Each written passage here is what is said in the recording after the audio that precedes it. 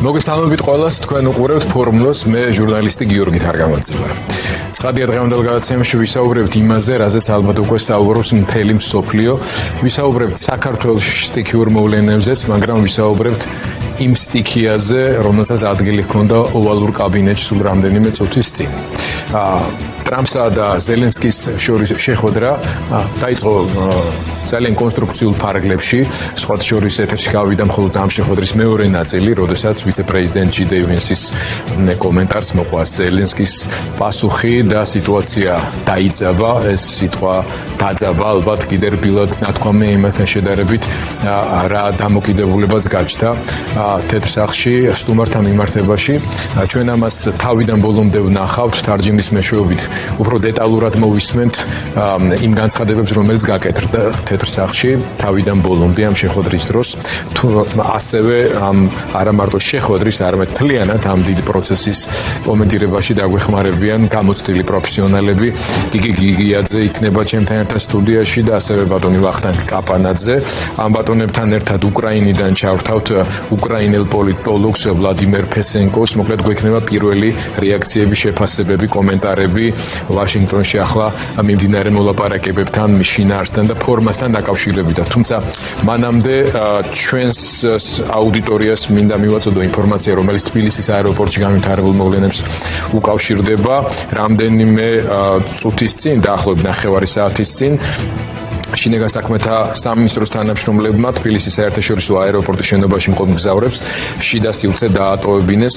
არსებული ინფორმაციით ადგილზე ევაკუაცია გამოცხადა ხმამაღლა მოლაპარაკის მეშვეობით და აი ცოტა ხნის წინ BMG-მ საკითხზე სახელმწიფო უსაფრთხოების სამსახურს დაუკავშირდა, სადაც მათ უთხრეს, რომ თბილისის საერთაშორისო აეროპორტში უსაფრთხოების პროტოკოლით გათვალისწინებულ ღონისძიებებს ახორციელებენ. სახელმწიფო უსაფრთხოების სამსახური თბილისის საერთაშორისო აეროპორტში უსაფრთხოების პროტოკოლით გათვალისწინებულ ახორციელებს, სულ ეს იქნება მეტი არც არაფერი არის, ასე ვთქვათ, სახელმწიფო უშრობის სამსახურში. ვიმედოვნოთ, რომ ეს მართლაც პროტოკოლით გათვალისწინებული ღონისძიებები არის. უფრო მეტი დეტალი ალბათ მოგვიანებით გვეცოდინება და იმედია არც ჩამოფრენას და გაფრენას შეეშლება ხელი. ამ ინფორმაციას გადაცემის მსვლელობის დროს აუცილებლად მოგაწვით. მოდით ნახოთ თეთრ სახლში დღეს პრეზიდენტ ზელენსკის ვიზიტის ის ნაწილი, სადაც ოვალურ კაბინეტში ტრადიციულად ქვეყნის პირველი პირების მიერ განცხადებები კეთდება, რეპლიკები. ეს მართლა ძალიან უჩვეულო ფორმატი იყო, მე მგონი რომ მსგავსი არც მომხდარა თეთრ სახლში და ვეჭვობ, რომ რომელიმე სხვა სახელმწიფოების პირველი პირების შეხვედრის დროს საჯაროდ მედიის წინ ასეთი ესე ვთქვათ დებატები გამართული იყოს. მოდით ნახოთ კიდევ ერთხელ და შემდეგ უკვე კომენტარები.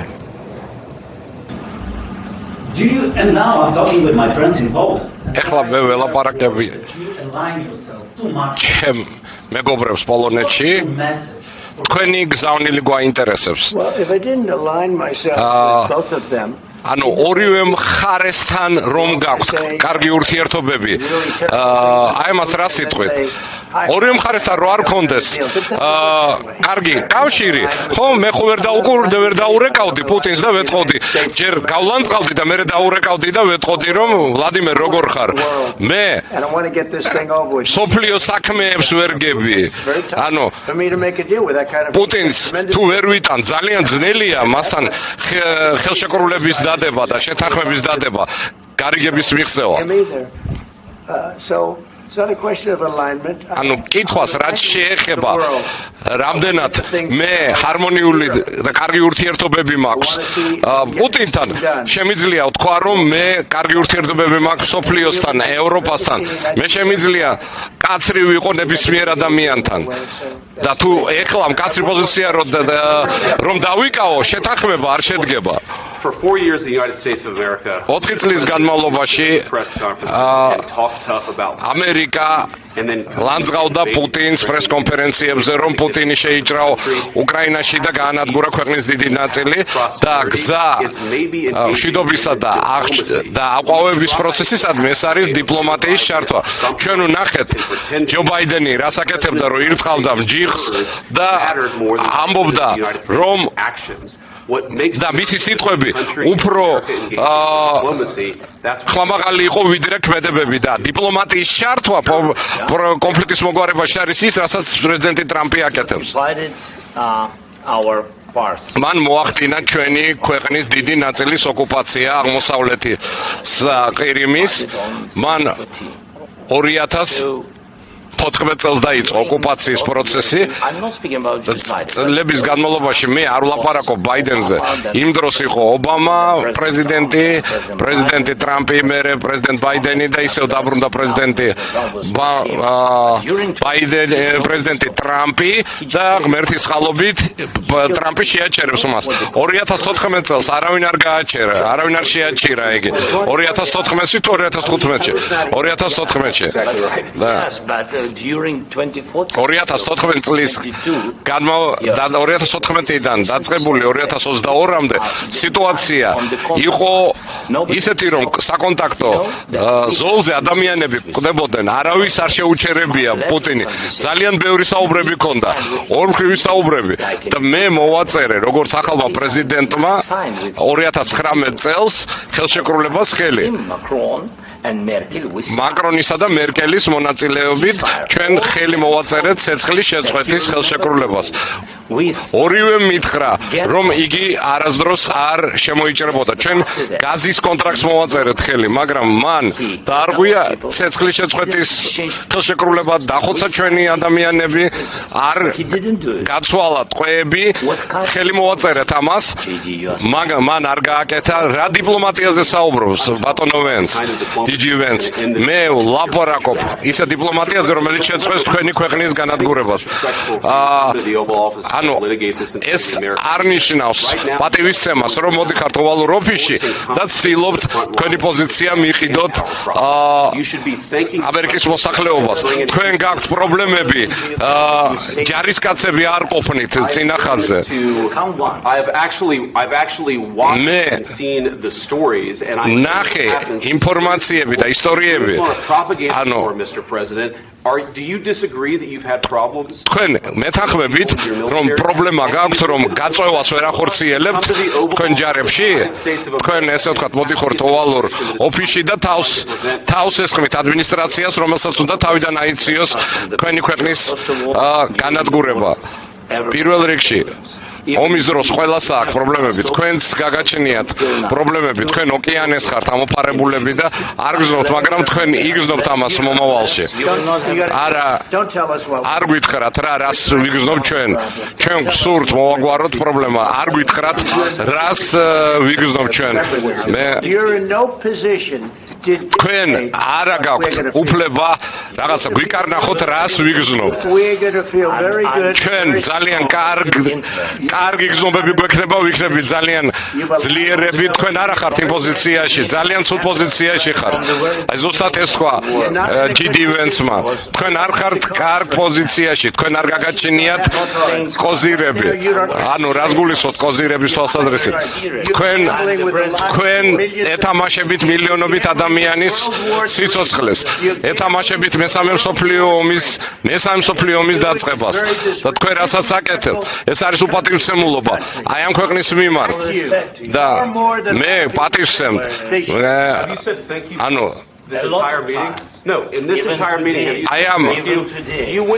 დღეს შემიძლია გითხრათ, თქვენ პენსილვანიაში იყავით ოქტომბერში და ოპოზიციას უჭერდით ხარს და მადლობას უხდიდით ამერიკის შეერთებულ შტატებს და პრეზიდენტს ეხლა სურს გადაარჩინოს თქვენი ქვეყანა.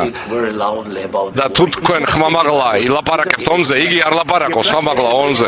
თქვენი ქვეყანა გასაჭირშია. არ არის საჭირო ბევრი ლაპარაკი. თქვენი ქვეყანა გასაჭირშია, ხო? თქვენ ომს ვერ იგებთ. თქვენ ძალიან ბრწყინვალე შანსი გაქვთ, რომ ქვეყანა დაინგრეს. ჩვენი ქვეყანა ძლიერად დგას ომის პირველი დღიდან. ჩვენ ვიყავ მარტო და მე მადლიერი ვარ ამ კაბინეტის მიმართ.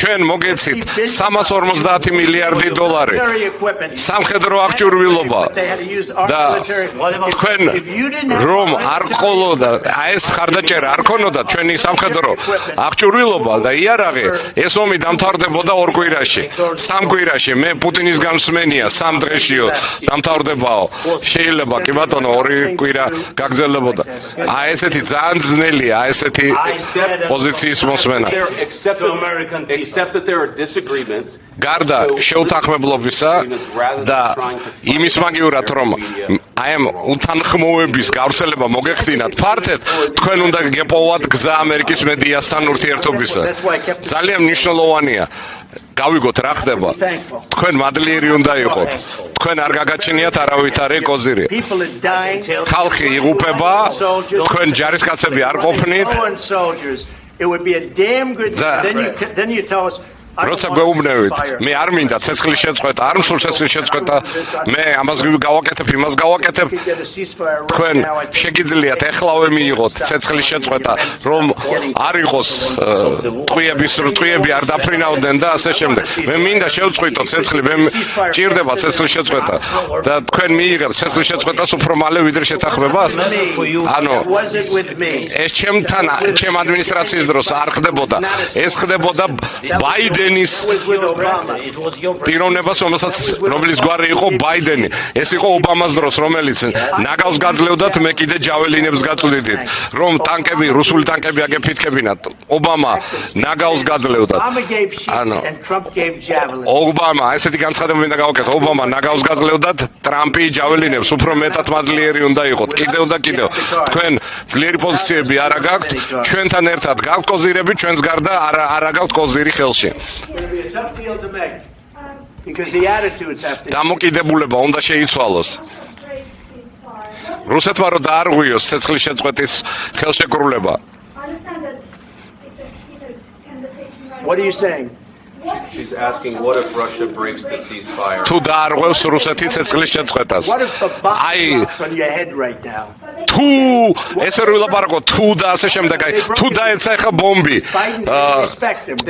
თუ დაგეცათ ბომბი თავზე ისინი პატივს არსებდნენ ბაიდენს არს ობამას რუსები პუტინი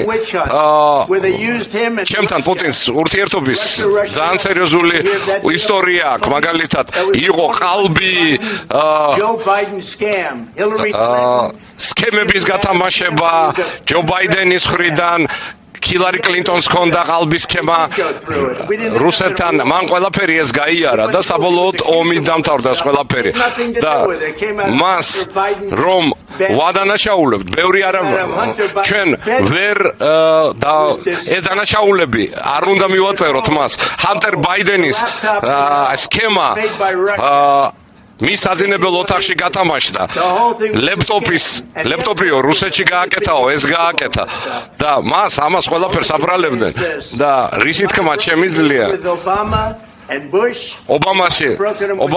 ობამასთან არ ვიცი რა მოხდა ობამასა და ბაიდენის მხრიდან შეიძლება პუტინი არღვევდა ხელშეკრულებას ჩემთან არ დაარღვევს მე შემიძლია გითხრათ რომ თქვენ კი ძლიერი პიროვნება იყავით მაგრამ ამერიკის გარეშე ვერ იქნებოდით ძალიან ვაჟკაცი ხალხი ყავთ და But you'll fight it out. უნდა იბრძოლოთ და ყველაფერი იქნება კარგი მაგრამ კიდევ და კიდევ ძლიერი პოზიციები არ აქვს მოვაწერთ ხელს ცეცხლის შეწყვეტას გაცილებით უკეთეს პოზიციებში იქნებით მაგრამ თქვენ მადლიერი არ ახართ რაც არ არის კარგი ბევრი მოვისმინეთ ხო ბევრი ვნახეთ ეს იქნება ბრწყინვალე სატელევიზიო შოუ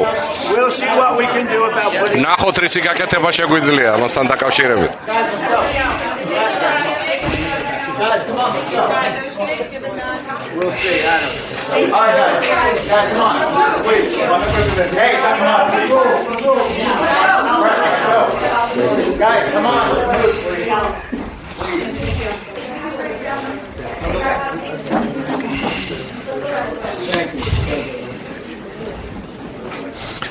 ეს იქნება ბრწყინვალე სატელევიზიო შოუ ამ სიტყვებით დამთავრდა ოვალურ კაბინეტში პრეზიდენტ ტრამპის და პრეზიდენტ ზელენსკის კომუნიკაცია მედიასთან შოკი ნამდვილად გამოვიდა, მაგრამ მისი ბრწყინვალებაზე რა მოგახსენოთ, მთელი მსოფლიოა შოკირებული, ნუ გაგიგურდებათ თუ ჩვენი მხრიდანაც ამ ეტაპზე რაიმე ტიპის ოპერატიული კომენტარები შეიძლება გართულდეს, მაგრამ ეხლა შემატყობინეს, რომ გარკვეული მცირე შესვენებისა და მოლაპარაკებების შემდეგ გრძელდება პრესკონფერენცია, თუ არ ვშთებით, შეგვიძლია მივცეთ პირდაპირ ეთერში.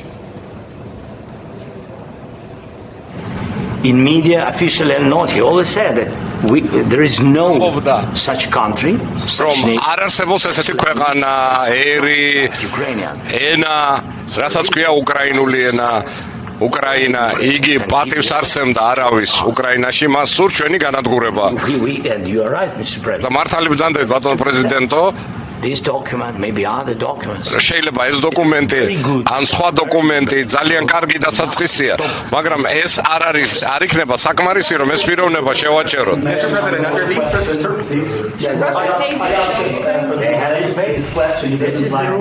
This is the rule of the war.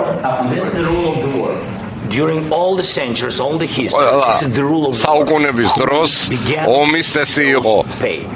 ვინც იწყებდა ომს, ის იხდიდა ფასს. წესი ესეთია, პუტინმა დაიწყო ომი, მან უნდა გადაიხადოს ფასი.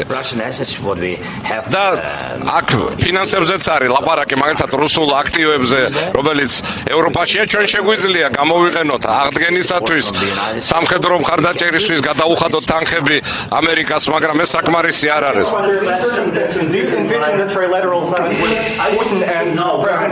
Wait one second. I asked this question that you didn't like because I wanted to know if you want to position yourself in the middle between Russia and Ukraine or on the Ukraine. ანუ თქვენ რა პოზიციას დაიყავებთ რუსეთსა და უკრაინის შორის? მე შუაში ვდგავარ, ორივეს უჭერ მხარს და ძალიან კარგია.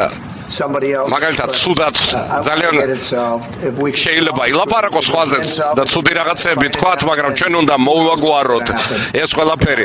თუ ბრძოლა გაგრძელდა, ვინ იცის რა მოხდება შემდეგში, მაგრამ მე მინდა ეს კონფლიქტი მოვაგვარო. ამერიკის პოზიცია ევროპაში, აღმოსავლეთ ევროპასთან მიმართებაში ომის დაწყების შემდეგ. თქვენ გსურთ თუ არა ჯარების გაგზავნა ნატოს აღმოსავლეთ ფლანგზე? მე პოლონეთის მიმართ ვარ ძალიან მყარად განწყობილი. პოლონელთი იხდის გაცილებით უფრო მეც, ვიდრე უნდა იხდიდეს. ძალიან კარგი ადამიანების ჯგუფს ვიცნობ. პოლონეთის ერთგული ვარ. პოლონეთი ძალიან ძლიერი ქვეყანა ბალტიის ქვეყნებს. ეს მძიმე რეგიონია. ჩვენ ერთგულები ვიქნებით ნატოს მიმართ და ნატომ უნდა გაიძლიეროს თავისი პოზიცია, ევროპამ უნდა გაიძლიეროს პოზიცია და თანაბარ პოზიციებზე უნდა ვიყოთ. გაცილებით აკლებს ხარჯავენ ვიდრე ჩვენ, ხო გესმით?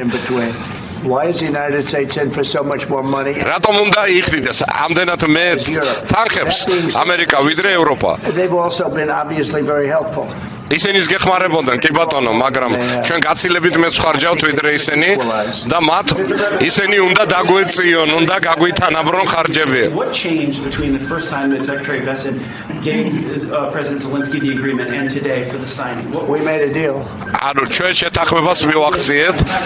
ანუ რა შეიცვალა მაგალითად წარსულთან მიმართებაში დღესთან დაკავშირებით, დღევანდელ სიტუაციას დაკავშირებით, თქვენსა და პრეზიდენტ ზელენსკის შორის ჩვენ შეთანხმებას მივახციეთ. რაც შეცვლის სიტუაციას.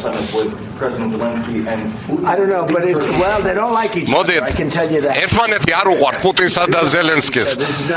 რა თქმა უნდა, ეს არ არის ძალიან დიდი სიყვარულის ისტორია და ძალიან გულდასაწყვეტიც არის, შეიძლება ითქვას ამ სიტუაციაში. ამერიკის შეერთებულ შტატებს არ უნდა დაეშვა, რომ ეს მომხდარიყო. იმ კაცის ხელმძღვანელობით, რომელიც მაინც-მაინც ბევრი არაფერი იცოდა. An incompetent person. არაკომპეტენტური პიროვნება იყო, ძალიან არაკომპეტენტური. მას არ უნდა დაეშვა ეს. მე ვაჩერებ ომებს, ბევრი შემიჩერებია. მე ისეთი ომები გამიჩერებია, სანამ რომელიც ბევრს არ სმენია, ომები გამიჩერებია დაწყებამდე. და მაგალითად ბევრი ერი აპირებდა ომში ჩართვას, მაგრამ მე მოვაგვარეს. აი ისეთი ქვეყნები, პატარა ქვეყნები, რომელიც არ სმენიათ კიდევაც. მაგრამ მე ვფიქრობ, რომ ეს მე შევაჩერე. და ეს არასდროს არ უნდა მომხდარიყო. Sorry, just a second.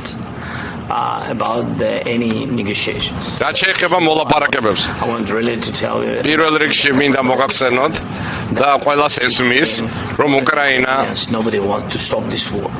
But the future any სურს რომ ომი შეწყდეს two sides of the war, მაგრამ not Russia and the United States, because ნათელია რომ ომში ორი მხარე არ მონაწილეობს, როგორც რუსეთია და ამერიკის შეერთებული შტატები. ეს არ არის ორი მონაწილე, ეს არის რუსეთსა და უკრაინას შორის ომი და ისინი უნდა მონაწილეობდნენ მოლაპარაკების მაგიდასთან პროცესებში და ამერიკის შეერთებული შტატები არის უძლიერესი პარტნიორი უკრაინისა და რა თქმა უნდა ევროპა.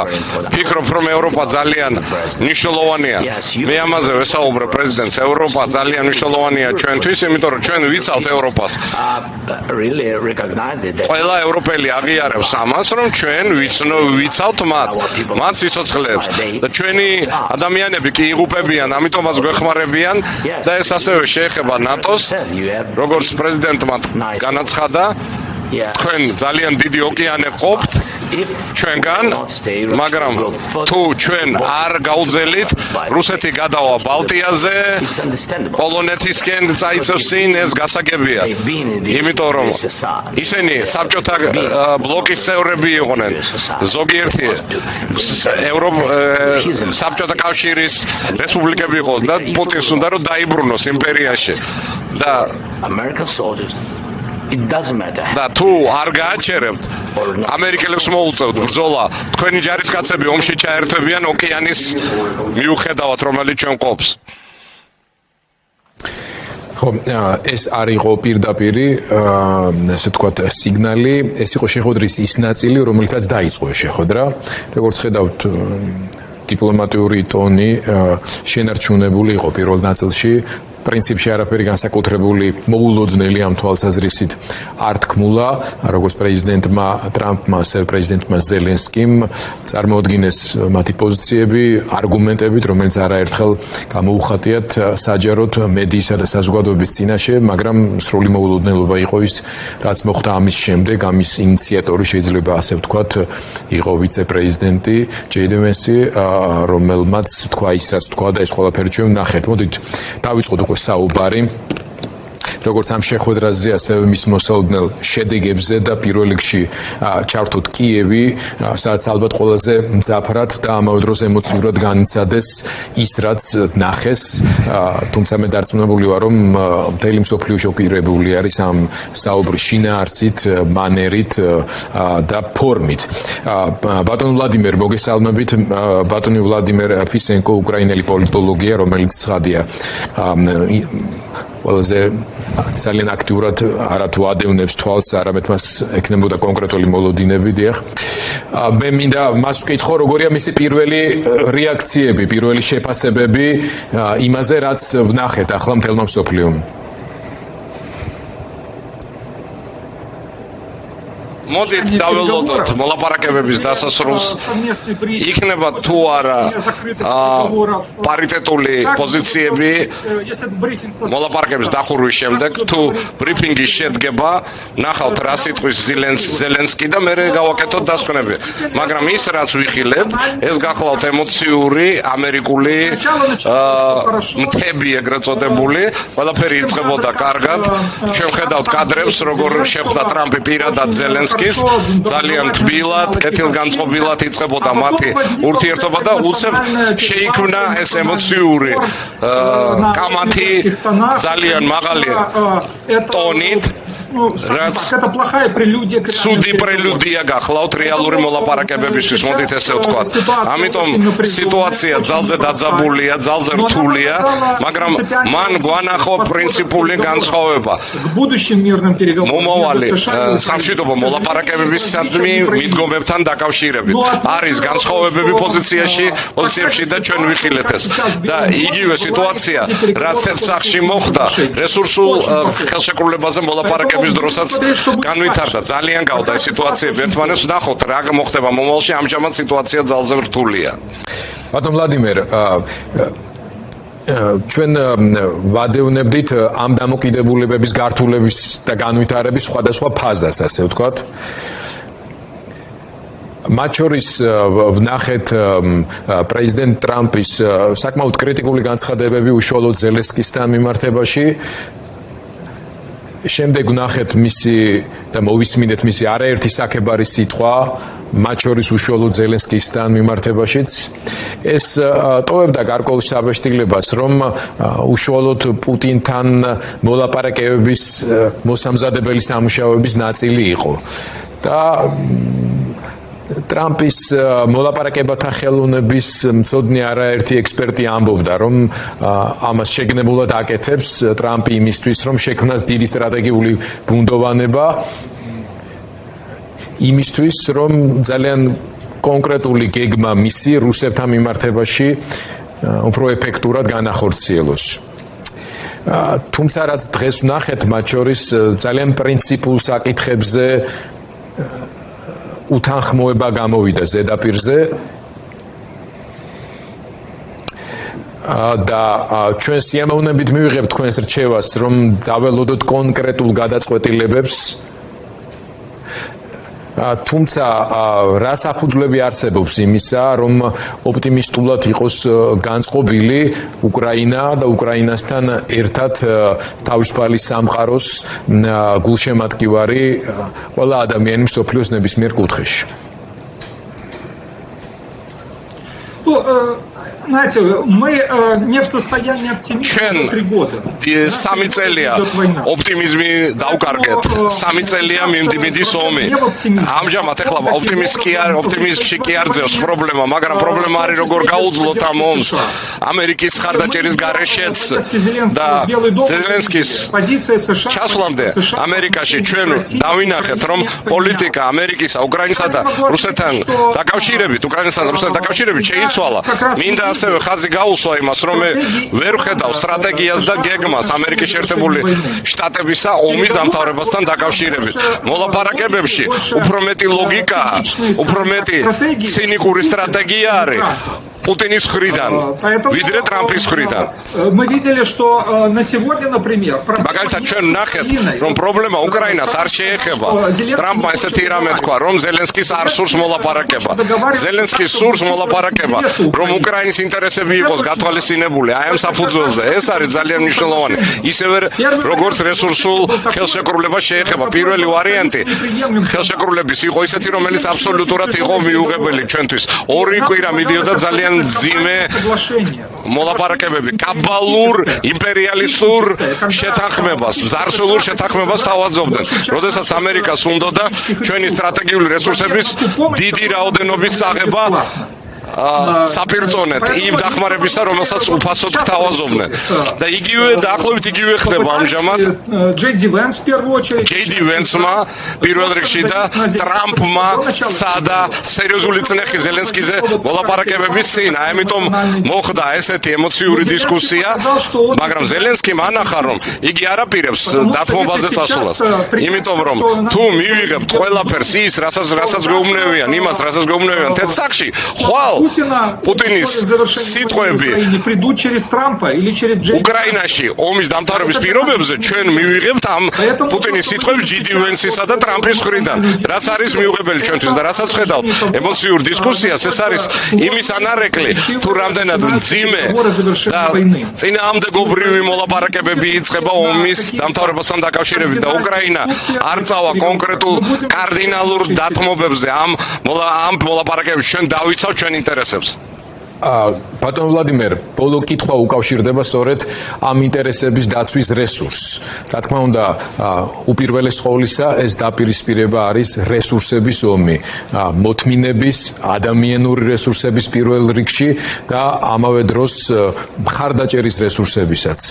შეერთებული შტატების ამ შემთხვევაში ადმინისტრაციის, პრეზიდენტ ტრამპის ადმინისტრაციის პირობებში ამ პროცესიდან თუნდაც ნაწილობრივი დისტანცირების შემთხვევაში, იმიტომ რომ აშკარად სახეზე არის გაბრაზება, გაღიზიანება, უკმაყოფილება, ყველა სიტყვა შეიძლება ვიხმაროთ ამ შემთხვევაში და ახლა მივიღეთ ინფორმაცია, რომ აღარც პრესკონფერენცია შედგება და უკრაინული დელეგაცია დიდი ალბათობით მალე დატოვებს შეერთებული შტატების დედაქალაქს. ამას მოჰყვა თავად ტრამპის წერილობითი განცხადებაც, რომ თითქოს უკრაინა არ არის მზად, უпростоრედ ზელენსკი სამშვიდობო მოლაპარაკებებისთვის და ზელენსკი შეუძლია დაბრუნდეს ვაშინგტონში მას შემდეგ, რაც ის ამისთვის იქნება მზად. თუმცა იქვე ამბობს, რომ ეს იყო ძალიან მნიშვნელოვანი საინტერესო შეხვედრა და საუბრები იმისთვის, რომ პირისპირ ასეთი დაძაბული საუბრის პირობებშიც კი ერთმანეთისთვის ეთქვათ ის, რის თაობაზეც მათ ჩამოყალიბებული პოზიციები აქვთ.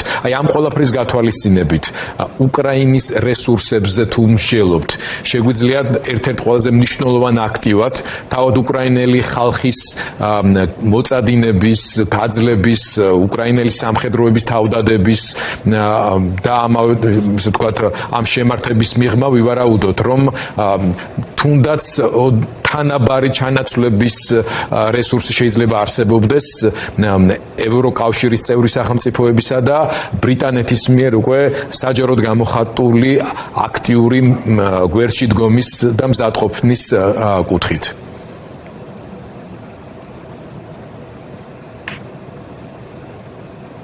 Но на самом деле это не только ресурс Украины, партнеров и не только Украиნის რესურსი და ეს არის ჩვენი პარტნიორების რესურსი. ეს არ გახლავთ მხოლოდ ბრიტანეთი. ეს გულისხმობს, ეს რესურსი გულისხმობს ევროპული ქვეყნების ხარდაჭერას, ასევე სხვა ქვეყნების, იაპონიის, კანადის ხარდაჭერას. იაპონია ძალიან სერიოზულ დახმარებას უწევდა უკრაინას ტრამპის პერიოდში. ფაქტიურად შეწყვიტა ამერიკამ უკრაინის ხარდაჭერა ამ ხელმოლაპარაკებების წინ. გასულ წელს ნახევარი წელი ვერ მიიღო ამერიკული დახმარება უკრაინამ, იმიტომ რომ ქვედა პალატაში უმრავლესობა რესპუბლიკელებმა არ მიიღეს კანონი. ჩვენ შევხვედრივართ იმ სიტუაციას, როდესაც ამერიკა გვიწყვიტავდა ხარდაჭერას, მაგრამ ჩვენ გაუძველით, ძნელი იქნება, რა თქმა უნდა, მაგრამ ჩვენ გაგვაჩნია რესურსი უკრაინის ხალხის მდგრადობის, რომელიც გააგრძელებს რუსული აგრესიის წინააღმდეგ ბრძოლას და ჩვენი პარტნიორების ხარდაჭერას გაგვაჩნია. ამიტომ ჩვენ გავაგრძელებთ ბრძოლას, მაგრამ რაც შეეხება ამჟამინდელ მოლაპარაკებას, ჩვენ ეს ჩვენთვის უკვე გავლილი, გაკვეთილია ერთი კვირის წინ, როდესაც უკრაინა უზარმაზარი წნეხის ქვეშ იყო რესურსულ შეთანხმებაზე, რესურსების შეთანხმებაზე. ეხლა ვხედავთ უკვე იგივეს, რაც შეეხება მშვიდობიან მოლაპარაკებას. უკრაინა არ ეწინააღმდეგება მშვიდობიან მოლაპარაკებებს. რუსეთი მიდის წინააღმდეგი ცეცხლის შეწყვეტის და ისე აღმოჩნდა, რომ უკრაინას არ სურს ცეცხლის შეწყვეტა. ამიტომ ის სურათი, რაც ვიხილეთ, ის რეალურ სიტუაციას არ ასახავს. ცეცხლის შეწყვეტის წინააღმდეგ გამოდის ახლა რუსეთი და არა უკრაინა. და მე ჩვენება, რომ ჯედი ვენსმა ეცადა რუსეთის ბრალი, რომ იგი ბლოკავს მოლაპარაკებებს. აი რუსეთის ბრალი გადმოედო და უკრაინის მხარეს გადმოეწია. დიახ, კრიზისი შეიქმნა ამერიკასა და უკრაინას შორის ურთიერთობების თვალსაზრისით და ემოციური მოლაპარაკებები თეთრ სახში ამის დადასტურება. ნახოთ რა მოხდება მომავალში. არ ვფიქრობ, რომ ეს არის დასასრული. მიმდინარეობს ძალზე დრამატიული სიტუაცია, ვითარდება ძალზე დრამატული სიტუაცია და უკრაინა არ იქნება პოზიტიური, პასიური მაყურებელი. ჩვენ ვიბრძოლებთ ჩვენი ინტერესებისთვის, არა მხოლოდ რუსეთის წინააღმდეგ, არამედ ვიბრძოლებთ ასევე უსამართლო წნეხის წინააღმდეგ. იმ ქვეყნის მხრიდან, რომელიც იყო ჩვენი მოკავშირე დიდი ხნის წინ და ეხლა ტრამპა განაცხადა, რომ უკვე აღარ არის იგი ჩვენი მოკავშირე. ტრამპა განაცხადა, რომ დგას შუაში უკრაინასა და რუსეთს შორის. ტრამპს აინტერესებს მხოლოდ ომის შეწყვეტა და მხოლოდ უკრაინის ინტერესების ხარჯზე, მაგრამ ჩვენთვის არის მიუღებელი სიტუაცია აღნიშნული. მადლობა ბატონო ვლადიმერ დაგემშვიდობებით. ვლადიმერ ფესენკო უკრაინელი პოლიტოლოგი გვერდებოდა ჩვენ. მას შემდეგ რაც ნახეთ მოვისმინეთ თეთრ სახლში გამართული ბრიფინგი პრეზიდენტ ტრამპისა და პრეზიდენტ ზელენსკის მონაწილეობით, თუმცა აქვე უნდა აღვნიშნოთ ვიცე-პრეზიდენტიც, რომლის რეპლიკასაც მოყვა პრინციპში მაინც მე ვიტყოდი გარკვეული გაღიზიანება და რეაქცია პრეზიდენტ ზელენსკის მხრიდან, რომლის შემდეგაც უკვე ამ ტიპის სახელდახელო გაცხარებულ დებატებში ჩაერთო ტრამპი, რომელმაც არანაკლებად ცხარე კომენტარები გააკეთა. შედეგი კი არის ამ ეტაპზე ის, რომ პრესკონფერენცია აღარ შედგება. შედეგი ასევე არის ის, თუ რამდენიმე უკრაინულ წყაროს დავეღრმობით, რომ აღარც ხელშეკრულება იქნება ხელმოწერილი იშვიათი მინერალების შესახებ და როგორც ჩანს უკრაინის დელეგაცია მალე დატოვებს ვაშინგტონს. აქვე შეგვიძლია ისიც გავიხსენოთ, რომ ამ 2 დღის განმავლობაში ლონდონში არის დაგეგმილი სპეციალური სამიტი, რომელიც ბრიტანეთის პრემიერ-მინისტრის მასპინძლობით ევროკავშირის წევრი სახელმწიფოების არაერთ ლიდერს უმასპინძლებს უკრაინის პრეზიდენტ ზელენსკისთან ერთად. ფონი ახლა უკვე შეგვიძლია ვთქვათ, რომ იქნება ძალიან მძიმე და რთული და ზუსტად ამაზე საუბარი უნდა განვაგრძოთ უკვე სტუდიაში. ბატონი გიგი გიგიაძე, ეკონომიკური პოლიტიკის კვლევის ცენტრის უფროსი მკვლევარი, დიპლომატი, ბატონი ვახტანგ კაპანაძე, ანალიტიკური ორგანიზაცია JUKC საქართველოს შეიარაღებული ძალების გენერალური შტაბის ყოფილი უფროსი. ბატონებო, საკმაოდ რთული მისია და როლი გერგოთ აშკარად, რადგან გავიმეორებ კიდევ ამ სიტყვებს, რომ შოქშია ძალიან ბევრი ადამიანი, ეს ალბათ ეხა სოციალურ ქსელებშიც კარგად ჩანს და ამ ხელმოლოდინი იყო, ინტერესი იყო თავისთავად ცხადია. რა შეფასებები შეიძლება გავაკეთოთ პირველ რიგში აი ამ შეხვედრის შინაარსთან, ფორმასთან მიმართებაში, შესაძლებელი იყო თუ არა ამის თავიდან აცილება, რას უნდა ველოდო, დავიწყოთ და დამატებით შეკითხვები გაგვიჩნდება საუბრის დროს. მოგესალმებით, მე ვსალმობ ტელემაყურებელს, დიდი მადლობა მოწვევისთვის. ჩვენ ნამდვილად გავხდით არაორდინალური შეხვედრის მოწმე, მაგრამ ძიმე ემოციური ფონის მიუხედავად ვფიქრობ, რომ შევაფასოთ ცივი გონებით იხლას რაც მოხდა. ზოგადად ტრამპი თავაზობს ძალიან უჩვეულო ფორმას მოლაპარაკებებისა, ანუ ეს ფაქტობრივად ღია ფორმატში ესაურება სხვადასხვა ქვეყნების ლიდერებს, მანამდე იყო მაკრონი, შემდეგ იყო ინგლისის ბრიტანეთის პრემიერ-მინისტრი რამდენიმე დღის წინ, ეხლა ესეთი ღია ფორმატში შემოგთავაზა ზელენსკი. კი, გაგაწყვეტინებ და მაყურებელს მინდა შევახსენო, რომ ზუსტად იგივე ფორმატში ვიცე-პრეზიდენტი იყო, რომელმაც იგივე ბრიტანეთის პრემიერთან მიმართებაში ესეთი რეპლიკებით გამოსვლა გადაწყვიტა და სიტყვის თავისუფლების პრობლემებთან დაკავშირებით პრეტენზიების საყენებაც და ბრიტანეთის პრემიერის მიმართ. როდესაც იმას შეაწყვეტინა და შეაწყვეტინა, პასუხი მიცემ, მაგრამ ამას აღარ მოყოლია ესეთი გართულებები. როგორც ასე ზოგადად ესეთი ემოციური ფონი დახურული მოლაპარაკების ფარგლებში არ არის გამონაკლისი, არ არის ხო რაღაც ესეთი უჩვეულო ამბავი. ამიტომ ხდება ხოლმე ეს დახურული ფორმატში მოლაპარაკება, შემდეგ უკვე ხარები თანხმდებიან, რომ რას იტყვია პრესასთან, რა მგზავრებს გააჟღერებენ საზოგადოებას.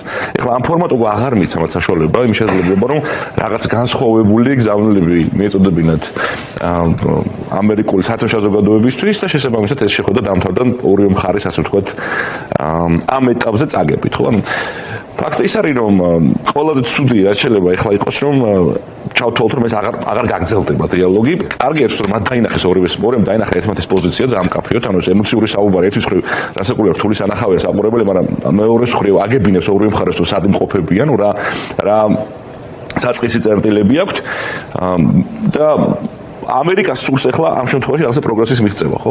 ისინი მას ვერ გაკეთებენ უკრაინის დათანხმების გარეშე, ისინი ხვდებიან, რომ მათ ჭირდებათ ახლა უკრაინის დაყოლიება იმ ფორმატზე, რომელიც მათ მიაჩნიათ, იქნება, ასე ვთქვათ, ტრამპისთვის ამ დაზავების გარანტორის ტიტულის მიმნიჭებელი, ასე ვთქვათ. მეორე მხრივ შეუძლებელი იქნება ასევე ევროპის გამორიცხვა. ახლა ჩვენ საუბრობთ იმაზე, რომ ძალიან ბევრი დეზინფორმაციულ გზავნილები მოვისმენთ ხელახლა ეს 350 მილიარდი ამერიკული დოლარი, ამერიკას უფრო მეტი აქ თითქოს გადახდილი ამ ომში ვიდრე ევროპას. ეს ყველაფერი არის ძალიან მცდარი, ანუ დიპლომატიურად რო ვთქვა, ძალიან მცდარი ინფორმაცია, ვინაიდან აქ საუბარი მხოლოდ ამერიკასთან 67 მილიარდზე და საერთო ჯამში ევროპამ გაცილებით მეტი დახმარება გაუწია მოუწია უკრაინას, ვიდრე ამერიკამ საერთო ჯამში. შესაბამისად, აქაც ჩვენ გვესმის იგივე ნარატივის გამეორება, რაც უკვე არაერთხელ იქნა იდენტიფიცირებული სხვადასხვა ევროპელი ლიდერების მიერ, როგორც არაკორექტული, ასე რომ ვთქვათ, ხო? ვფიქრობ, რომ მოდით დავარქვათ ამ პოზიტიურ ჭრილს შევხედოთ ახლა ამ შეხვედრას, მივხვდეთ აი უმძიმესის ემოციური ფონის, ვთქვათ, რომ ეს იყო პირველი რაუნდი მოლაპარაკებებისა ამერიკასა და უკრაინას შორის. ტრამპი დაინტერესებულია, ტრამპის ადმინისტრაცია დაინტერესებულია, რომ რაღაცა ფორმით მოხდეს ახლა ზავის მიღწევა, ხო? მათ ახლა აუცილებლად ჭირდებათ დაყოლიება უკრაინის, დაყოლიება ევროპული ქვეყნების, მათ კარგად ესმით, რომ უკრაინის თანხმობის გარეშე ვერ მოხდება უკრაინის მომავალზე, უკრაინის უკრაინაში მშვიდობაზე რაღაცა ფორმით შეთანხმების მიღწევა და უკრაინას თავიდან მომდევნო ხარს უჭერს ევროკავშირი, ევროპული ქვეყნები. აქედან გამომდინარე, დავარქვათ ამას პირველი ტური, პირველი რაუნდი მოლაპარაკებისა და ასე ვთქვათ, პოზიტიურ ჭრილში შევხედოთ მიუხედავად ყველაფრისა, ვიფიქროთ იმაზე, რომ შესაძლოა მოყოს გაგრძელება. ეხლა ხო, ასე ვთქვათ, დიპლომატიური გადმოსახედი და მხარეები უფრო კარგად იციან ერთმანეთის პოზიციები. მათ ძალიან კარგად იციან, რის თქმა შეიძლება, რის თქმა არ შეიძლება, რა ემოცია შეიძლება მოყოს. მეორე მხრივ, რასაკვირველია, თავიდან უნდა შევიდეთ ახლა ზელენსკის, უკრაინის პრეზიდენტის მდგომარეობაში. ეს არის ადამიანი, რომელიც ფაქტიურად მესამე წელია იცავს სოფლიოს ცივილიზებული სამყაროს უსაფრთხოებას და მშვიდობას. ხო, ის ახლა დგას ევროპის სადარაჯოზე, ის აკავებს აი პუტინის კრიმინალურ რეჟიმს, რომელიც უტევს ახლა უკრაინას და დაგეგმილი აქვს ამაზე მეტის გაკეთება და ძალიან ცხადია ახლა ჩვენი გადმოსახედიდან, ასე ვთქვათ, ევროპელების გადმოსახედიდან თუ რას ისახავს მიზნად ეს ყველაფერი, მაგრამ ახლა გვჭირდება რაღაც აი კადრში ჩანს, რომ ზელენსკი ტოვებს თეთრ სახლს. კი ბატონო, ანუ ის შეთანხმება, რომელზეც იყო საუბარი, ვეღარ აპარატის უფროსმა გამოაცილა, ყოველ შემთხვევაში კადრში არ ჩანდა პრეზიდენტი ტრამპი, არც ვიცე-პრეზიდენტი. ზელენსკი ჩაჯდა მანქანაში, მას აღარ გაუკეთებია კომენტარი მედიის და პრესის წინაშე. ჩვენ ვიცით, რომ პროტოკოლით გათვალისწინებული იყო საერთო პრეს-კონფერენცია პრეზიდენტების ტრამპისა და ზელენსკის, რომელიც ასევე აღარ შედგა და ასევე გვაქვს ჯერ ოფიციალურად დაუდასტურებელი ინფორმაცია, რომ არც ხელშეკრულებას იშვიათი მინერალების შესახებ მოწერია ხელი. თეთრ სახლს ვხედავთ, რომ კადრში ტოვებენ უკრაინის დელეგაციის წევრები, მისი აპარატის უფროსი, პრეზიდენტ ზელენსკის, თავდაცვის მინისტრი, საგარეო საქმეთა მინისტრი.